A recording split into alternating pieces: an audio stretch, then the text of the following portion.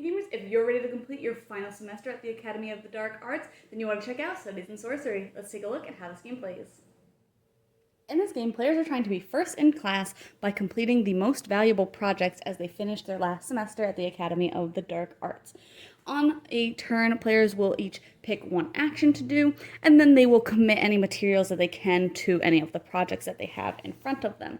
Actions that players can take are to dig, which is to look at the first pile of cards here and decide if they want to take them. If they do, they'll just take them into their hand and put one new one in the pile they took from. If not, they can pass on it and add another card to that pile to make it a little bit more juicy, look at the next pile, etc. until they decide to take one. If they don't like any of the piles, they can take one card off the top of the deck or one of the stock materials. They can spend a turn to buy. If they have materials in their hand, they can use the money amounts on them to purchase cards. They also do start with a research grant that's worth $5 that they can spend to buy new projects or buy stock in any combination as long as they can afford it, though they do not get any change if they overspend. They can cram, which is to commit 2 cards to their project. So let's say I had these in my hand, I could commit both of these cards as bones to my project, and then I am almost done with that. I'll just need a candle to complete that.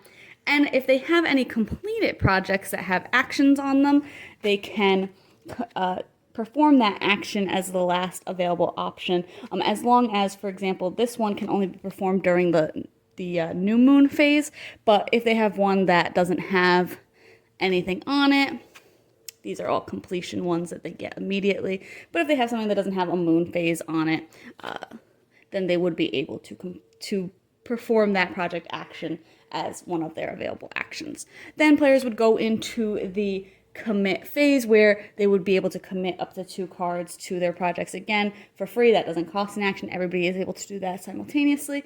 And then they would complete any projects that have all of the appropriate materials assigned to them, and they would discard those materials. They'll go through the different phases of the moon, and once all 4 are complete, they'll move on to the next round where different projects will become available at different levels. They'll get to be more and more difficult or more valuable projects as the game goes on. Players have to make sure that they're timing all their actions appropriately so that they are getting the materials they need, but also remembering that they will have to spend them in order to buy new projects as well. So they want to just make sure that they're balancing those multi-use cards as best they can. At the end of the game, players will add up all of the credits that they've earned from their different projects, as well as their thesis. If they've completed the assignment on that, they'll get some credits for that as well. And whoever has the most points will win. I really liked the theme of this one, and I thought that it worked pretty well with the whole contract fulfillment and everything. It had a really nice flow to it overall, and I just really liked how well the theme played into everything. Even though it is kind of dark, I thought it was really fun and worked really well.